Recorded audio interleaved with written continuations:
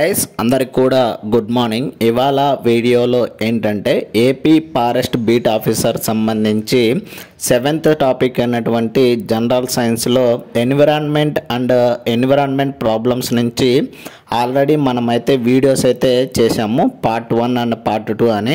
So ఇవాళ ఏంటంటే part 3 అండి, ఫైనల్ వీడియో అయితే చేయబోతున్నాను. సో చాలామంది ఏంటంటే పీడిఎఫ్ కావాలి, లింక్ ఇవ్వండి అనేసి చాలామంది అయితే కామెంట్ అయితే చేస్తున్నారు. సో నేనైతే ఈ యొక్క పీడిఎఫ్ యొక్క లింక్ని అయితే మన టెలిగ్రామ్ ఛానల్లో అయితే అప్లోడ్ చేస్తున్నాను. సో టెలిగ్రామ్ ఛానల్ యొక్క లింక్ని అయితే నేనైతే కింద డిస్క్రిప్షన్లో కానీ ఆల్రెడీ మన ఛానల్లో పోస్ట్ అయితే చేశాను, అక్కడికి వెళ్ళి అయితే చెక్ చేయండి గైస్. సో నేనైతే ఒక్కొక్క చాప్టర్ సంబంధించి పీడిఎఫ్ యొక్క లింక్ని అయితే నేనైతే డిస్క్రిప్షన్లో ఇస్తాను, లేదా ఆ యూట్యూబ్ మన టెలిగ్రామ్ ఛానల్లో అయితే అప్లోడ్ అయితే చేస్తాను, అక్కడికి వెళ్ళి అయితే చెక్ చేయండి గైస్.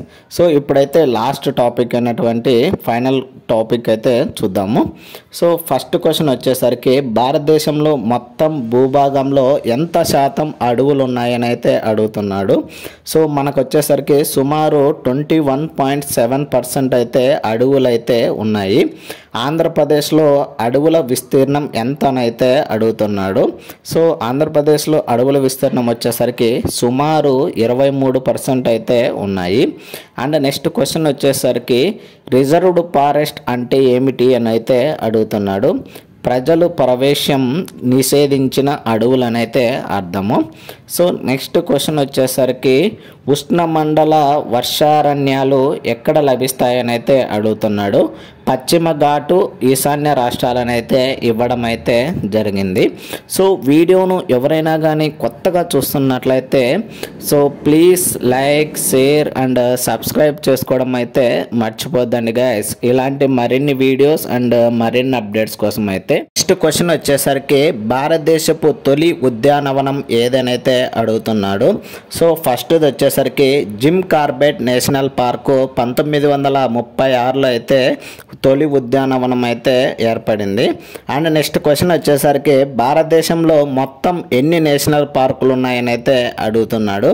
106 అయితే ఉన్నాయి యాజ్ పర్ 2025 ప్రకారం అయితే, అంటే 25 వరకు అయితే. అండ్ ఆంధ్రప్రదేశ్లో ఎన్ని నేషనల్ పార్కులు ఉన్నాయంటే 3 అయితే ఉన్నాయి.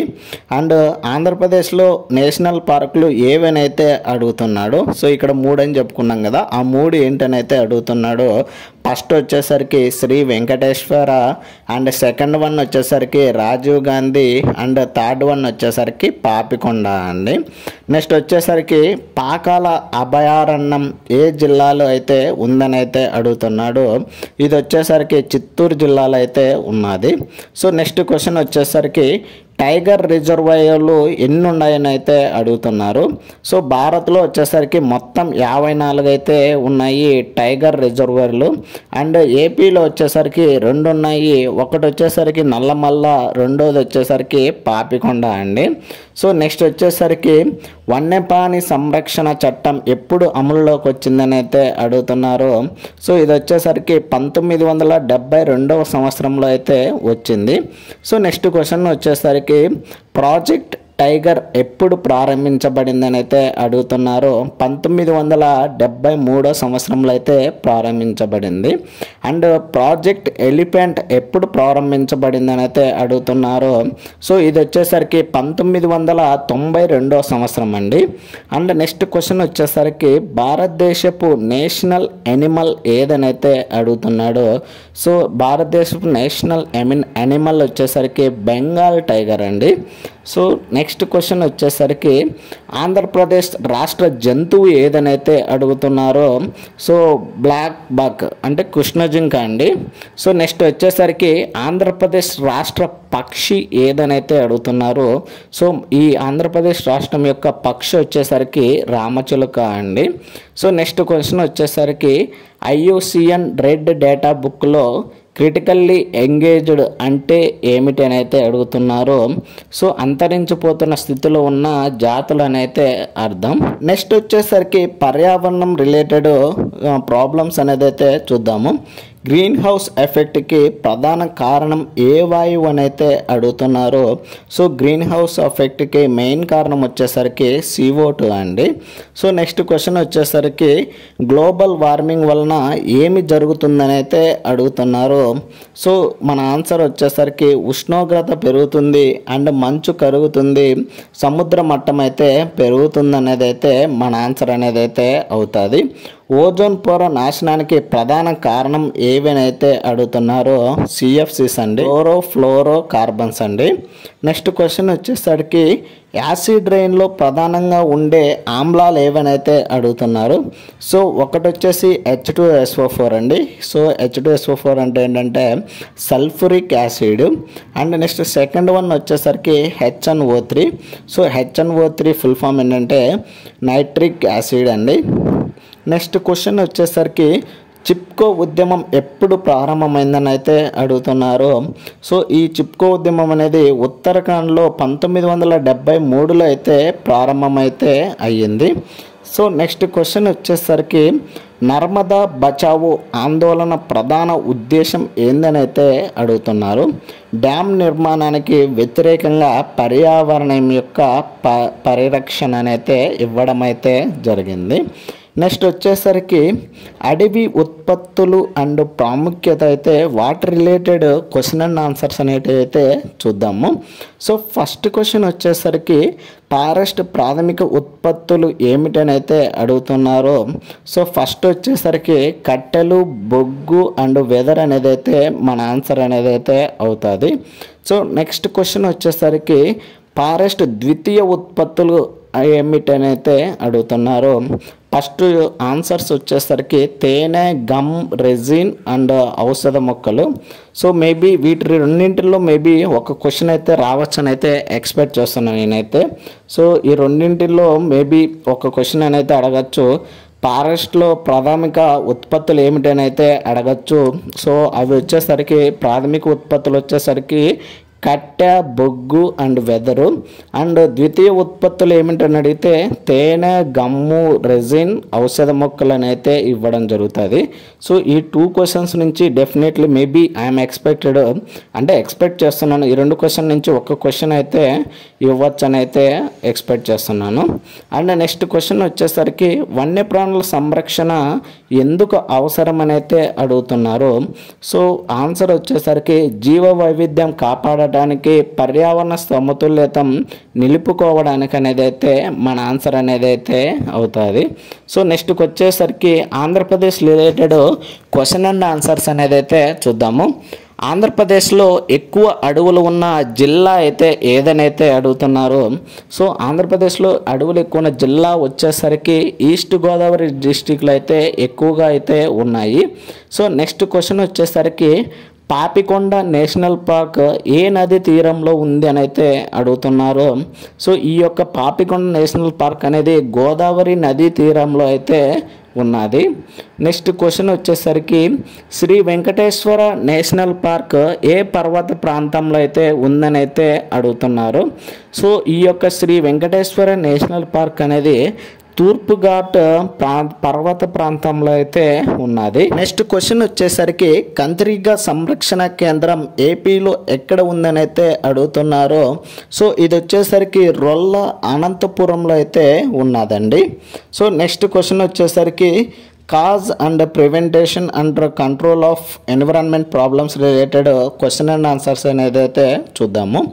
సో భూమి కాలుష్యంకి కారణాలు అయితే ఏంటని అయితే అడుగుతున్నారు. సో ఆన్సర్ వచ్చేసరికి అధికంగా ఎరువులు వాడడం అండ్ పురుగు మందులను వాడకం, పరిశ్రమల యొక్క వ్యర్థాలు అండ్ ఘన వ్యర్థాలు, ప్లాస్టిక్ యొక్క వినియోగం ఎక్కువగా ఉండడం అండ్ అటవీ నిర్మూలన వల్ల మనకైతే భూమి కాలుష్యం అనేది అయితే ఏర్పడుతుంది. అండ్ రెండో క్వశ్చన్ వచ్చేసరికి భూమి కాలుష్య నివారణ మార్గాలు ఏమిటని అయితే అడుగుతున్నారు.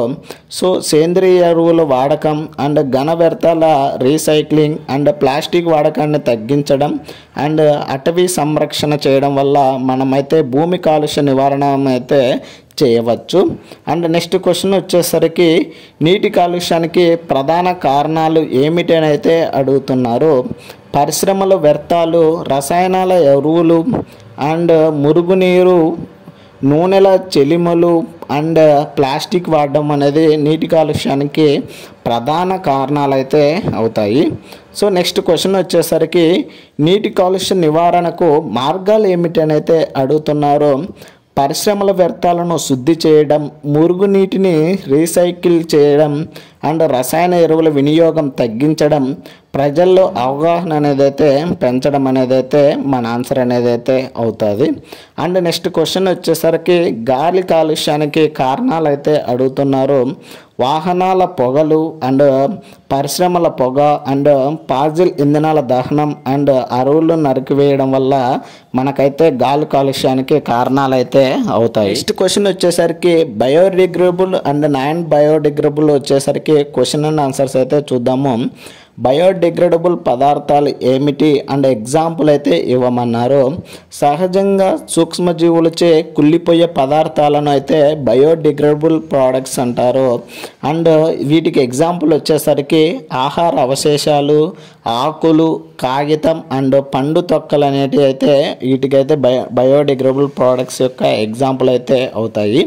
అండ్ నెక్స్ట్ క్వశ్చన్ వచ్చేసరికి నాన్ బయోడిగ్రేడబుల్ పదార్థాలు ఏమిటి, వాటి ఎగ్జాంపుల్ అయితే ఇవ్వమంటున్నారు. సో సహజంగా కుళ్ళని పదార్థాలను నాన్ బయోడిగ్రేడబుల్ పదార్థాలు అయితే అంటారు. ఎగ్జాంపుల్ వచ్చేసరికి ప్లాస్టిక్, గాజు, లోహం, రసాయనాలు. అంటే ఇవంటే డిగ్రేడబుల్ కావు కదా, అందుకు దీంట్ని అయితే అంటే వీటి కుళ్ళిపోవు కాబట్టి వీటిని నాన్ బయోడిగ్రేడబుల్ ప్రోడక్ట్ అని అయితే అంటాము. సో నెక్స్ట్ వచ్చేసరికి ఇంట్రాక్షన్ బిట్వీన్ ఆబయోటిక్ అండ్ బయోటిక్ అయితే చూద్దాము. బయోటిక్ అండ్ ఆబయోటిక్ సంబంధం ఏమిటైతే అడుగుతున్నారో, జీవులు మరియు అజీవుల మధ్య పరస్పర చర్య అయితే ఇవ్వడం జరిగింది. ఉదాహరణకు మొక్కల సూర్యకాంతి అనేది అయితే అబయోటిక్ను ఉపయోగించి ఆహారం అయితే తయారు చేస్తాయి. సో నెక్స్ట్ వచ్చేసరికి పర్యావరణ సమతుల్యత అంటే ఏమిటంటే బయోటిక్, ఆబయోటిక్ అంశాలు సహజంగా సమన్వయంగా ఉండే స్థితిని అయితే ఇవ్వడం అయితే జరిగింది. భారత అటవీ విధానాలు అండ్ చట్టాలు అనేది అయితే చూద్దాము. భారతదేశపు తొలి అటవీ చట్టం ఎప్పుడు వచ్చిందని అయితే అడుగుతున్నారు. సో మనకు వచ్చేసరికి భారత తొలి అటవీ చట్టం వచ్చేసరికి 1865 సంవత్సరంలో అయితే వచ్చింది. సో నెక్స్ట్ క్వశ్చన్ వచ్చేసరికి ఇండియన్ ఫారెస్ట్ యాక్ట్ ఎప్పుడు అమలులోకి వచ్చిందని అయితే అడుగుతున్నారు. 1927 సంవత్సరంలో అయితే వచ్చింది. సో నెక్స్ట్ క్వశ్చన్ వచ్చేసరికి ఫారెస్ట్ కన్జర్వేషన్ యాక్ట్ ఎప్పుడు అమలులోకి వచ్చిందని అయితే అడుగుతున్నారు. 1980 సంవత్సరంలో అయితే వచ్చింది. సో నెక్స్ట్ క్వశ్చన్ వచ్చేసరికి బయోడైవర్సిటీ యాక్ట్ ఎప్పుడు అమలులోకి వచ్చిందని అయితే అడుగుతున్నారు. సో ఇది వచ్చేసరికి 2002 సంవత్సరంలో అయితే అమలులోకి అయితే వచ్చింది. సో నెక్స్ట్ క్వశ్చన్ వచ్చేసరికి నేషనల్ ఫారెస్ట్ పాలసీ 1952 ప్రకారం దేశంలో అడవుల శాతం ఎంత ఉండాలని అయితే అడుగుతున్నారు. 33% అయితే ఉండాలి. సో నెక్స్ట్ క్వశ్చన్ వచ్చేసరికి నేషనల్ ఫారెస్ట్ పాలసీ 1988 యొక్క ప్రధాన ఉద్దేశం ఏమిటని అయితే అడుగుతున్నారు.